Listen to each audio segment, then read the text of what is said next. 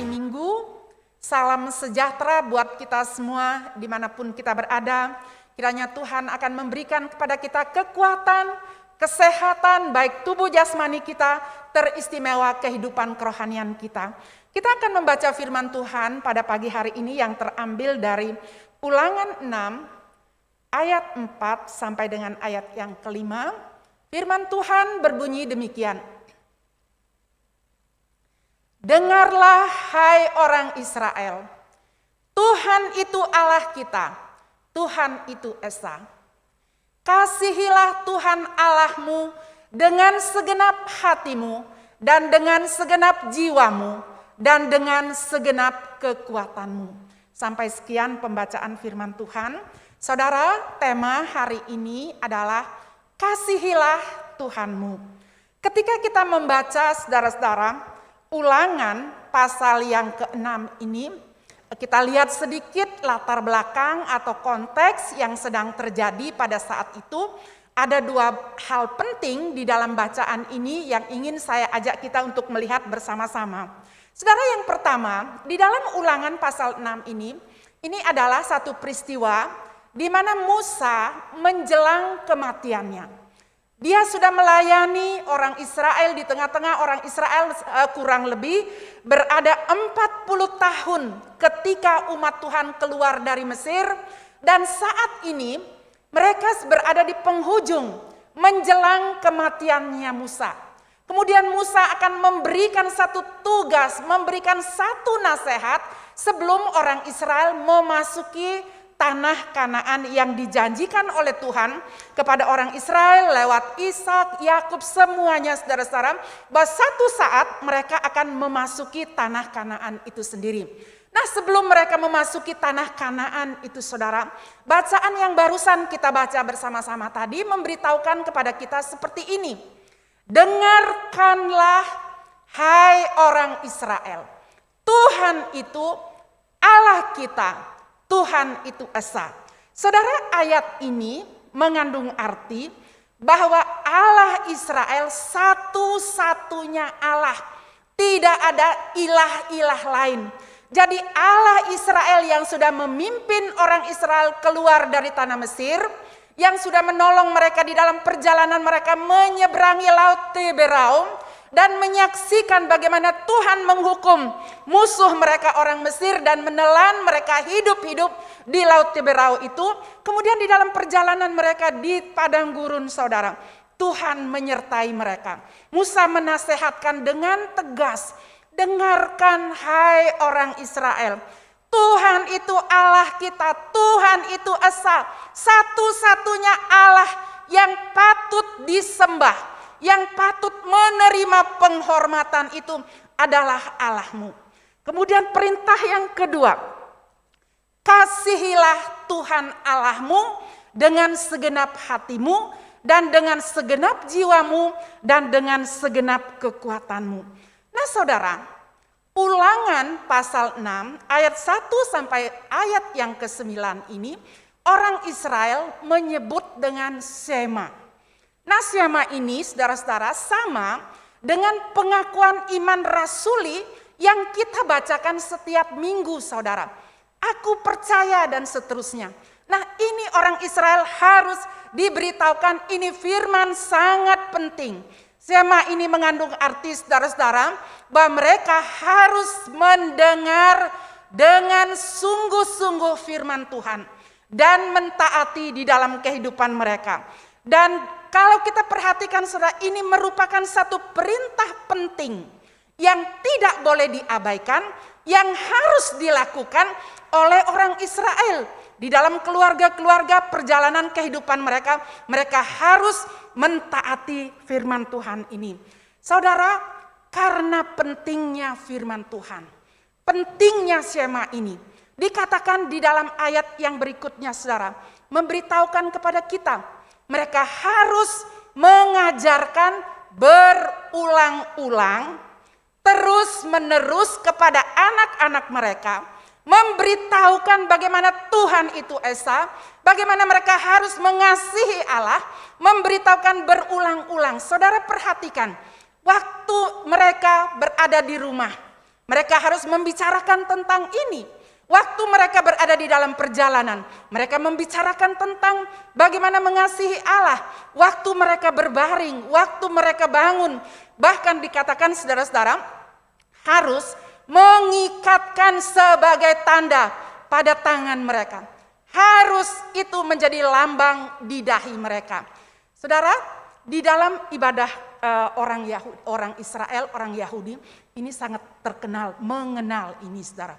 Orang Yahudi menggunakan pada kepala, pada lengan atas mereka, di dalam selama mereka ibadah, mereka harus menyebutkan setiap pagi, setiap sore, itu untuk anak-anak yang sudah akil balik.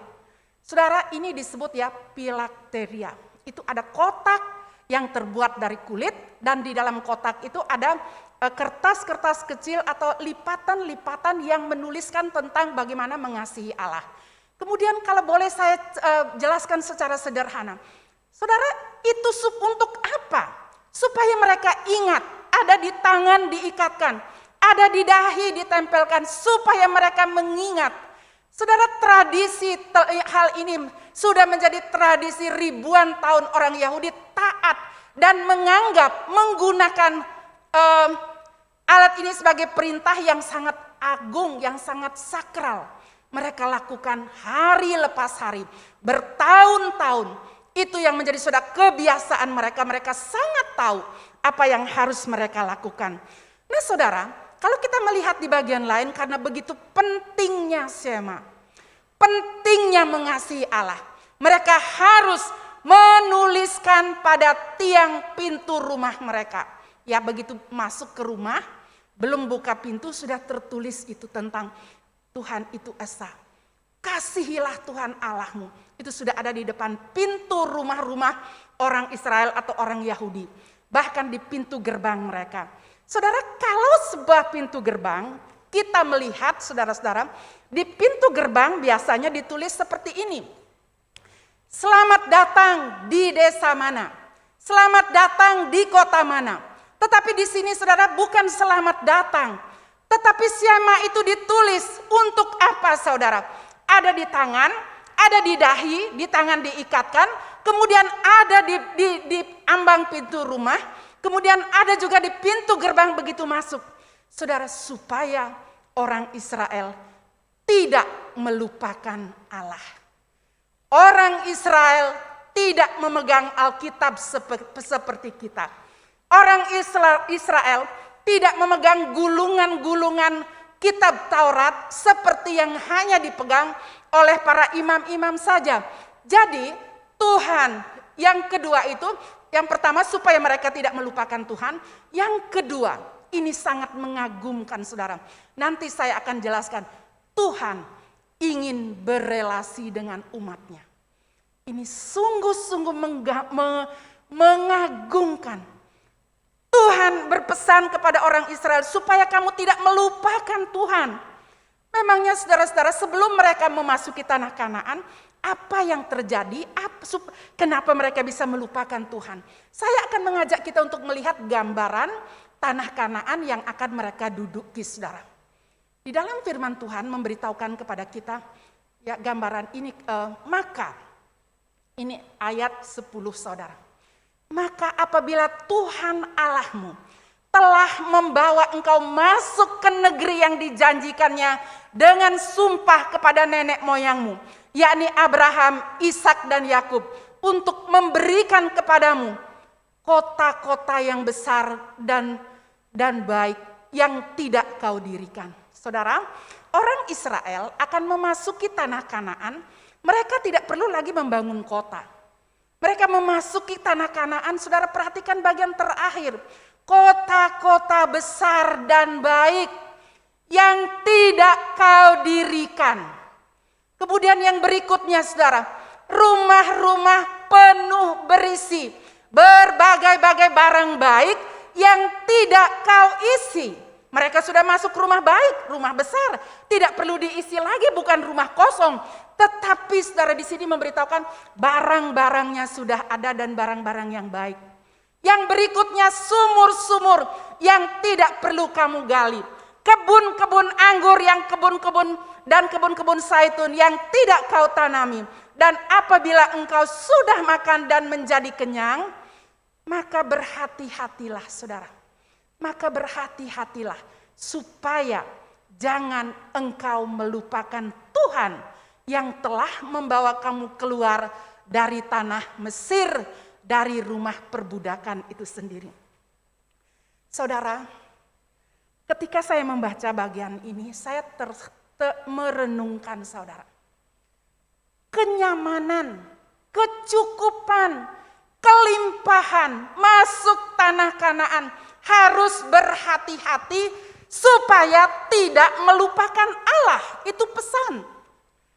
Kalau kita aplikasikan dengan kehidupan kita pada hari ini saudara, kenyamanan, kecukupan, kelimpahan, kalau kita tidak hati-hati, kita bisa mengabaikan Tuhan. Mungkin saudara kita tidak lupa dengan Tuhan, tetapi kita bisa mengabaikan Tuhan. Kita tidak terlalu peduli dengan Tuhan. Kita tidak merasa membutuhkan Tuhan. Kenyamanan itu kalau kita tidak hati-hati, dia bisa menjadi racun yang merapuhkan iman kita. Kenyamanan, kecukupan, kelimpahan itu kalau kita tidak hati-hati, dia bisa seperti rayap yang masuk ke dalam rumah. Rumah itu tetap berdiri, rumah itu tetap kelihatan baik-baik saja, tetapi di dalamnya keropos dan mendekati kehancuran. Itulah gambaran tanah Kanaan. Kiranya Tuhan akan menolong saya dan saudara melewati kesulitan tetap memandang kepada Tuhan. Kalau Tuhan mengizinkan kita menikmati kecukupan, tidak membuat kita jauh dari Tuhan, tidak membuat kita melupakan Tuhan, tetapi kecukupan itu membawa saya dan saudara semakin tersungkur kepada Allah. Saudara-saudara yang saya kasih di dalam Tuhan, orang-orang Yahudi, seperti apa yang saya jelaskan tadi, mereka sangat tahu tentang peraturan-peraturan tentang mengasihi Allah. Mereka hafal mati saudara. Tetapi kalau kita melihat saudara, di dalam pelayanan Tuhan Yesus di dalam perjanjian baru, itu bacaannya terdapat di dalam Matius pasal 22 ayat 34 sampai dengan ayat yang ke-40. Di situ diceritakan saudara, ada orang-orang Farisi dan ahli Taurat sangat mengenal hukum Taurat. Mereka datang kepada Yesus untuk mencoba Yesus di ayat yang ke-35. Mereka tahu di dalam perjanjian lama itu, orang-orang Yahudi, ahli-ahli Taurat tahu ada sekitar 248 perintah dan kurang lebih 365 larangan. Tetapi orang Farisi atau ahli Taurat ini datang kepada Yesus mengajukan pertanyaan. Bukan bertanya ingin tahu, tetapi pertanyaan mereka untuk menjebak Tuhan Yesus. Untuk mencari tahu, mencari kesalahan Tuhan Yesus. Apa kira-kira jawabannya? Pertanyaannya seperti ini saudara. Guru, hukum manakah yang terutama dalam hukum Taurat? Pertanyaannya baik, pertanyaannya sopan. Tetapi di dalam hati mereka terselubung niat jahat. Bukan ingin tahu, tetapi ingin mencari kesalahan Tuhan Yesus. Saudara yang dikasihi oleh Tuhan, kita melihat saudara-saudara, Yesus mengutip Ulangan 6 ayat 5. Tuhan Yesus berkata, kasihilah Tuhan Allahmu dengan segenap hatimu, dan dengan segenap jiwamu, dan dengan segenap akal budimu. Itulah hukum yang terutama dan yang pertama. Itu ayat yang ke-38. Saudara, masih ada lagi hukum yang kedua, yang sama pentingnya dengan hukum yang pertama, yaitu kasihilah sesamamu manusia seperti dirimu sendiri. Nah saudara, kita sering belajar tentang mengasihi Tuhan dan mengasihi sesama. Kita sering membicarakan hal itu. Kita sering saudara-saudara tahu, bukan sering tahu, kita tahu kita harus mengasihi Tuhan. Kita juga harus mengasihi sesama. Nah arti mengasihi Tuhan saudara-saudara secara sederhana, bukan berbicara perasaan. tetapi perbuatan kasih kita kepada Tuhan. Mengasihi Tuhan, saudara, itu mengandung arti menyerahkan kehendak kita kepada Tuhan dan mentaati. Menyerahkan keinginan kita, hasrat kita untuk dipimpin oleh Tuhan dan mentaatinya. Dengan kata lain, kita belajar mengutamakan Tuhan di atas segala-galanya. Saudara yang dikasihi oleh Tuhan, sekali lagi arti mengasihi Tuhan. Di dalam waktu yang bersamaan, Tuhan juga mau, saudara, agar kita memahami bukan hanya kepada Tuhan hubungan kita, tetapi kita belajar mengasihi sesama manusia seperti diri sendiri. Mengutamakan apa yang baik dan yang berguna bagi orang lain seperti untuk kita. Saudara yang dikasihi oleh Tuhan, ini bukan hal yang gampang kita lakukan. Hal yang sulit kita lakukan. Di dalam perjalanan kehidupan kita setiap hari, kita akan berjumpa dengan orang-orang yang sulit kita kasihi. Minggu lalu kita banyak diingatkan tentang bagaimana mengampuni. Tetapi hari ini berbicara tentang mengasihi. Saudara, ketika kita berhadapan dengan hal itu, apa yang harus kita lakukan? Kita bertemu dengan orang-orang yang sangat sulit untuk dikasihi, apa yang harus kita lakukan? Saya bertanya-tanya dalam diri saya. Saya bertanya kepada Tuhan, Tuhan, kenapa saya sulit melakukan terhadap orang itu? Kalau orang itu baik sama saya, kalau orang itu hubungannya baik dengan saya akan gampang mengasihi, menghormati. Itu akan keluar dengan sendirinya. Tetapi kenapa sulit terhadap orang itu? Saudara, saya menyadari satu hal. Tuhan izinkan kita mengalami itu, kita menyadari kekurangannya kita. Dan kita bertanya kepada Tuhan bagaimana kita melewati dan melakukannya. Dan sebenarnya Tuhan ingin tahu, ingin memberitahu saya dan saudara, siapa kita sesungguhnya. Kegagalan kita di mana, kekurangan kita di mana, agar kita datang kepada Tuhan menghampiri Dia. Mohon belas kasihan Tuhan. Kasih Tuhan itu memenuhi hati kita supaya kita dapat mengasihi orang lain. Saudara-saudara yang saya kasih di dalam Tuhan, Tuhan sudah memberikan hidupnya. Tuhan sudah memberikan yang terbaik, yang terbesar dalam hidupnya, yaitu Dia memberikan dirinya supaya saya dan saudara menerima pengampunan. Setelah kita menerima pengampunan itu, secara tertatih-tatih, secara pelan-pelan, kita melatih diri kita untuk dapat mengasihi orang-orang yang ada di sekitar kita. Saudara-saudara yang saya kasih di dalam Tuhan, bagaimana caranya kita meresponi bagian firman Tuhan ini? Kalau perintah Tuhan, supaya kita belajar mengasihi Allah dan mengasihi sesama kita. Saya mau mengajak kita untuk kembali melihat keluar sedikit, saudara, dari bagian ini. Kita harus dengan sengaja memutuskan mengasihi Allah. Tindakan apa yang termasuk di dalamnya, saudara. Saya mengambil sedikit, saudara-saudara, 10 firman ya. 10 firman atau hukum 10 yang Tuhan berikan kepada umat Tuhan, orang Israel, kepada saya dan saudara hari ini. Dan nomor 1 sampai dengan nomor 4 itu hukum berhubungan dengan pribadi kita dengan Allah. Tidak terwakilkan. Pribadi saya, pribadi saudara berhubungan dengan Tuhan. Saudara perhatikan 10 firman ini. Jangan ada padamu Allah lain di hadapanku. Yang kedua, jangan buat patung yang menyerupai apapun. Yang ketiga, jangan menyebut nama Tuhan Allahmu dengan sembarangan.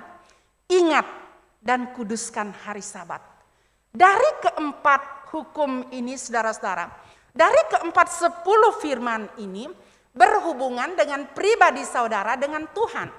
Kira-kira di nomor 1 sampai 4, yang mana kita langgar?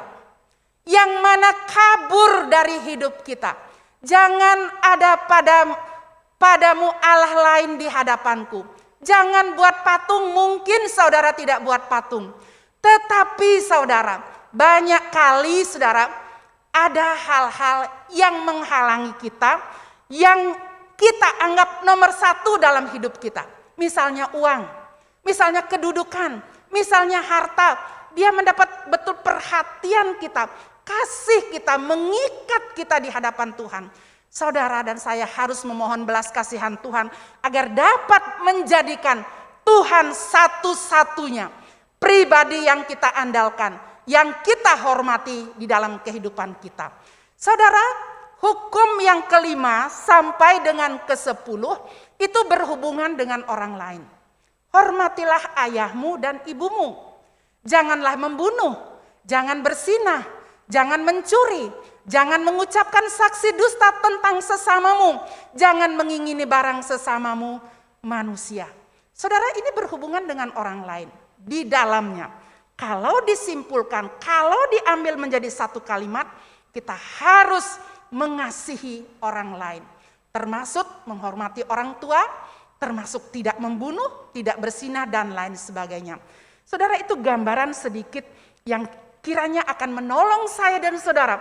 Bagaimana kita menempatkan hati kita, posisi hati kita, hidup kita di hadapan Tuhan. Saudara-saudara yang saya kasih dalam Tuhan. Sekarang bagaimana kita bisa mengukur kasih kita kepada Tuhan. Siapa tahu, saudara tidak tahu saya. Saudara tidak tahu, saya juga tidak tahu keadaan saudara. Bagaimana cara kita mengukur saudara? Apakah saya betul-betul mengasihi Tuhan dan sesama? Mungkin akan bisa dilihat, dibuktikan dengan perbuatan kita. Sekarang saya ingin mengajak kita untuk memikirkan relasi kita, hubungan kita dengan Tuhan. Saya kembali saudara-saudara, Tuhan menginginkan saya dan saudara memiliki relasi yang baik dengan Tuhan. Memiliki hubungan yang baik dengan Tuhan. Ketika saudara, saya ulangi kembali dari di awal tadi. Ketika Musa menyampaikan perintah itu supaya mereka tidak melupakan Tuhan. Jadi tujuannya supaya tetap ada relasi dengan Tuhan. Bagaimana caranya mengukur kasih kita kepada Tuhan, saudara? Mungkin ini hanya beberapa hal yang bisa kita lihat untuk diri kita. Apakah saya sungguh mengasihi Tuhan? Yang pertama, saudara-saudara, apakah kita mampu berbicara dengan Tuhan secara pribadi? Mampukah saya berbicara kepada Tuhan secara pribadi? Di dalam doa kita, di dalam saat teduh kita. Atau yang kedua, saudara, apakah kita membutuhkan orang lain untuk menyampaikan pesan kita kepada Tuhan? Tidak salah saudara minta didoakan. Tidak salah saudara minta dukungan doa di dalam kelompok kita, di dalam keluarga kita, dengan teman kita. Tidak salah saudara. Tetapi saya rindu mengajak kita semua belajar. Memiliki satu keyakinan, memiliki satu kemampuan. Kita semua bisa berbicara kepada Tuhan secara pribadi. Karena Dia Allah saya, Allah kita, Allah saudara untuk semua pergumulan kita. Saudara, yang berikutnya, apakah kita mampu mendengar dan mengenali suara Tuhan? Di sini saya tidak berbicara, Tuhan berbicara secara langsung, panggil nama saudara satu persatu, berbicara memberitahukan ini dan itu, tidak. Tetapi yang ingin saya sampaikan di sini khususnya di dalam pertanyaan yang ketiga, apakah kita mampu? Apakah kita mendengar dan mengenali suara Tuhan di dalam saat teduh saudara? Saudara yang dikasihi oleh Tuhan, bersyukur kepada Tuhan di tengah-tengah kelompok share, mulai membaca firman Tuhan secara berurutan, kitab demi kitab, Alkitab suara. Tetapi yang menjadi pertanyaan saudara, apakah saya mendengar, mengenali suara Tuhan? Apakah saya bisa menangkap pesan yang saya baca hari itu? Apakah saya mampu meresponi firman pada hari itu? Mungkin satu kalimat, mungkin satu ayat yang dibaca. Apakah saya mendengar suara Tuhan? Apakah saya mengerti isi hati Tuhan? Apakah saya meresponi di dalam doa-doa saya dan mengikuti di dalam ketaatan? Saudara, di dalam anugerah Tuhan, mari bersama-sama letakkan hidup kita di hadapan Tuhan. Agar Tuhan memampukan saya dan saudara mendengar suara Tuhan. dan melakukan di dalam kehidupan kita. Kita mengenal suara Tuhan, kita mengerti isi Tuhan, apa yang Tuhan mau kita lakukan. Yang keempat, saudara, apakah kita tidak dapat menahan diri? Maksud saya, karena sudah mengalami pertolongan Tuhan, pernah ditolong oleh Tuhan. Apakah saudara tidak dapat menahan diri saudara untuk melakukan, untuk menceritakan pengalaman saudara kepada Tuhan? Kalau berhubungan dengan orang lain, ketika saudara melihat kebutuhan orang lain, apakah saudara berdiam diri lihat-lihat begitu? Kasihannya. Atau saudara tidak dapat menahan diri, saya harus lakukan sesuatu. Saya harus lakukan sesuatu, saya harus pergi, saya harus lakukan ini, saya takut terlambat, nanti kehilangan kesempatan dan sebagainya. Apakah itu menggelora di hati saudara dan saya? Saudara, hal ini bisa mengukur kasih kita, tingkat kedewasaan kita di dalam iman. Saudara-saudara yang saya kasih di dalam Tuhan. Tadi di dalam penjelasan saya, Musa memberitahukan kepada orang Israel di ayat pasal 6, ayat 6, dia katakan begini, apa yang kusampaikan kepadamu pada hari ini, haruslah engkau perhatikan. Itu ayat yang ke-6. Kemudian, kalau boleh saya simpulkan, Musa mengingatkan saudara, supaya mengajarkan anak-anak mendengarkan, mengasihi Tuhan, mengajarkan anak-anak sejak mereka usia muda. Saya simpulkan seperti ini saudara. Kemanapun orang Israel pergi, itu di ayat yang ke-7. Kapanpun, apapun yang dilakukan, apapun yang dipikirkan oleh orang Israel, itu di dalam ayat yang ke-8. Waktu mereka ada di rumah, waktu mereka jauh dari rumah, perintah untuk mengasihi Tuhan tetap berlaku secara total, secara penuh. Perintah untuk mengasihi Tuhan harus dilakukan secara penuh oleh umat Israel maupun oleh saya dan saudara. Saudara, saya mengajak untuk melihat saudara-saudara sebuah lukisan, saudara. Ini yang melukis adalah ada namanya saudara, Mark dikatakan. Dia keturunan Yahudi. Sebenarnya tidak ada nomor di situ saudara. Di dalam lukisan itu ada orang Yahudi, tulisannya itu saudara bisa perhatikan ya. Saya akan bacakan. Ini sang rabi sedang melarikan diri. Ini rabi ya, seorang guru sedang melarikan diri. Dia menggenggam erat-erat sebuah gulungan Taurat. Terlihat kata-kata Shema yang dia pegang erat-erat. Itu Taurat, itu Shema, perintah untuk mengasihi Tuhan. Waktu dia melarikan diri, hanya itu yang dibawa miliknya yang paling berharga. Sepenting itulah perintah Allah untuk mengasihinya. Sekali lagi saudara, rabi ini sedang melarikan diri, menyelamatkan diri. Dan dia menggenggam erat-erat sebuah gulungan Taurat. Terlihat kata-kata Shema. Yang dia bawa lari, yang dia selamatkan, itu gulungan itu. Hanya itu yang dibawa, miliknya yang paling berharga. Sepenting itulah perintah Allah untuk mengasihi.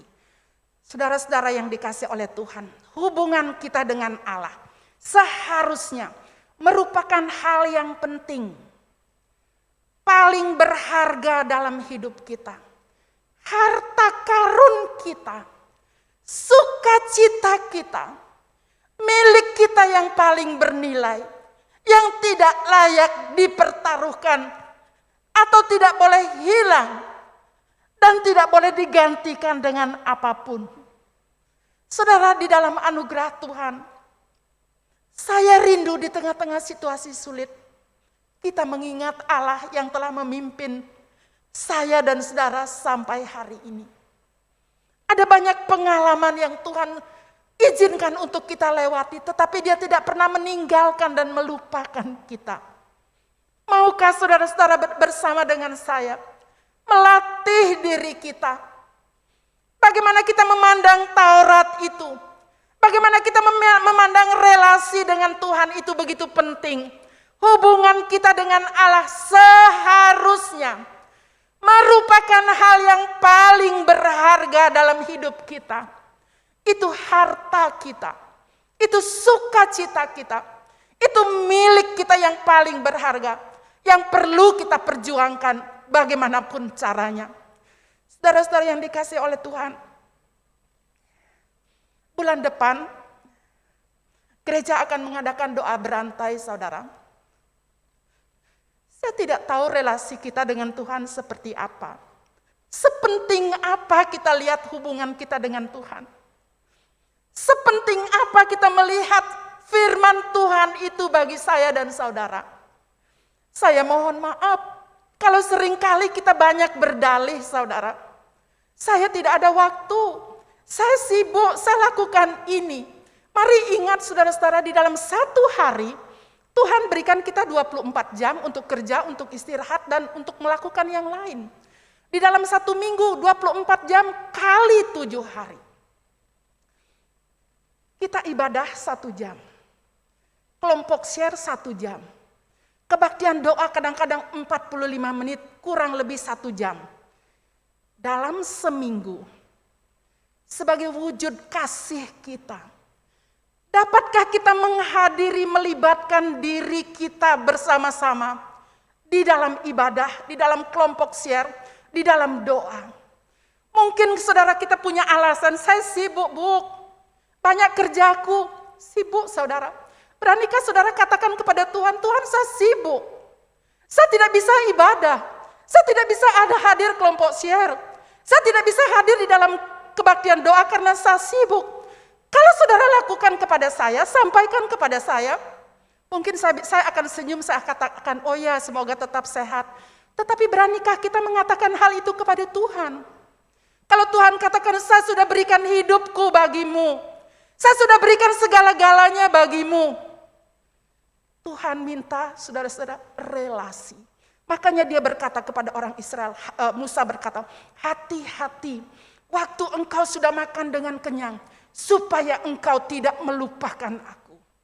Itu permintaan Musa sebelum dia menutup mata, sebelum dia menghembuskan nafasnya. Hari ini saudara, kita tidak pernah mampu saudara membalas kasih Tuhan. Apa yang telah Tuhan lakukan dalam kehidupan saya dan saudara, kita tidak pernah mampu membalas saudara. Karena hidup ini anugerah Tuhan. Mari bersama-sama di tengah-tengah situasi yang sulit dan berat. Beri hatimu kepada Tuhan. Beri hidup kita kepada Tuhan. Kita belajar mati-matian mengasihi Tuhan. Kita perjuangkan kelompok kita. Kita perjuangkan pelayanan kita. Kita hargai setiap kesempatan yang Tuhan berikan kepada saya dan saudara. Untuk apa? Agar hidup saya dan saudara menyenangkan hati Tuhan.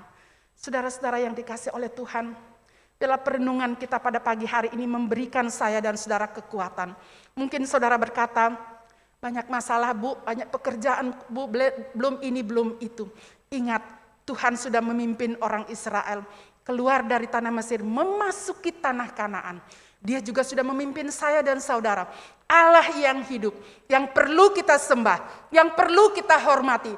Dia tidak akan meninggalkan saudara dan saya. Dia tidak akan permalukan kita.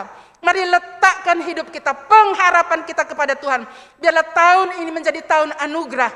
Saya dan saudara mengalami Tuhan.